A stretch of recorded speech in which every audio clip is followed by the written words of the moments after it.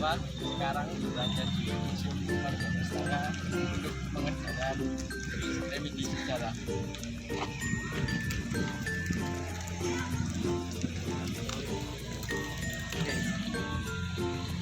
Museum Radia Pustaka, museum tertua di Indonesia yang didirikan oleh Kanjeng Raden Adipati Sosrodiningrat IV pada 18 Oktober 1890. Merupakan museum tertua yang ada di Indonesia. Terletak di Jalan Slamet Riyadi, tidak jauh dari Taman Sriwedari, terdapat sebuah bangunan yang menjadi bukti pentingnya pengarsipan bagi masyarakat Solo.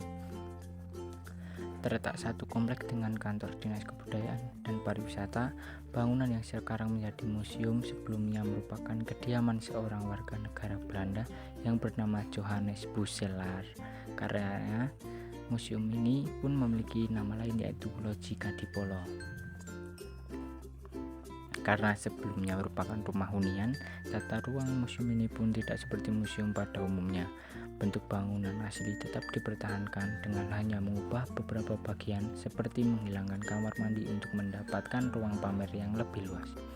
Di bagian halaman museum terdapat patung Ronggo Warsito, seorang pujangga besar yang hidup di Surakarta pada abad 19. Masuk ke dalam bangunan, ruang pertama yang dijumpai adalah ruang yang menyimpan berbagai jenis wayang. Tidak hanya berbagai jenis wayang dari dalam negeri seperti wayang Purwo, wayang Gadog, wayang Madya, wayang Klitik, wayang Sukat, dan wayang Beber. Berbagai wayang dari luar negeri pun menjadi bagian koleksi yang ditampilkan di ruang ini. Misalnya saja wayang Nang dari Thailand. Beralih ke ruang berikutnya, yaitu ruang Tosanaji atau ruang logam berharga. Di ruang ini dipamerkan berbagai senjata yang terbuat dari logam, arca, serta miniatur-miniatur rumah joglo, rumah asli Jawa Tengah. Berlanjut ke ruang berikutnya yang menyimpan berbagai jenis keramik. Tapi sebelum masuk ke ruang ketiga, di antara ruang kedua dan ketiga dapat dilihat sebuah orgel atau kotak musik yang merupakan hadiah pemberian Napoleon Bonaparte kepada Pakubuwono IV. Di ruang ketiga tersimpan berbagai jenis keramik. Mayoritas keramik yang disimpan di ruang ini merupakan peninggalan masa penjajahan Belanda. Pada salah satu dinding ruang ini dipajang aneka piring sewon. Piring sewon merupakan piring yang khusus dibuat untuk memperingati 1000 hari meninggalnya seseorang, biasanya anggota kerajaan. Ruang keempat adalah perpustakaan. Buku-buku yang menjadi koleksi perpustakaan di sini mayoritas berbahasa Belanda dan Jawa, meski ada sebagian kecil koleksi yang berbahasa Indonesia. Sebelum menuju ke ruang 5, di depan ruang keempat terdapat patung Johannes Albertus Wilckens. Dia merupakan seorang ahli bahasa yang membuat kamus Jawa Belanda. Sayang karyanya tidak dapat ditemukan museum ini. Ruang kelima merupakan ruang yang menyimpan berbagai koleksi yang dibuat dari bahan perunggu seperti patung dan gamelan. Sementara ruang keenam merupakan ruang etno. Di ruang yang paling luas ini tersimpan gamelan agung milik Kanjeng Raden Adipati Sosrodiningrat IV. Selain itu ada pula alat tenun tradisional dan gamelan genderan, yakni satu set gamelan yang dirangkai menjadi seperti meja dan dapat dimainkan oleh satu orang yang merupakan sumbangan seorang anggota keluarga keraton. Ruang ketujuh adalah ruang Raja Mala. Raja Mala adalah sosok raksasa penguasa laut. Patung ini merupakan karya Pakubuwono V.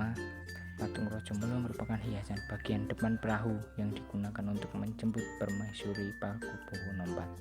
Di bagian belakang ruang terakhir terdapat maket makam raja-raja Imogiri serta berbagai arca.